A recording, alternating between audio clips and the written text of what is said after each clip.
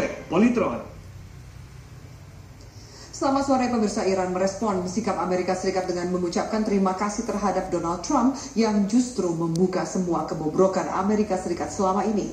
Pemimpin spiritual Iran, Ayatollah Ali Khamenei, menyebut Trump membuka ke dunia wajah asli Amerika.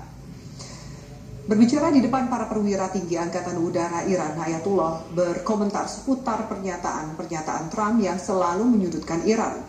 Menurutnya, segala pernyataan kontroversi Trump selama kampanye dan juga setelah menjadi presiden justru menampilkan keburukan Amerika dalam ranah politik regional di Timur Tengah. Sehingga secara tidak langsung membuktikan semua pandangan Iran selama 30 tahun belakangan ini soal Amerika adalah benar. Salah satunya adalah pernyataan Trump yang menyebut pemerintahan Obama lah yang menciptakan ISIS dan semua kehancuran di Suriah dan Irak.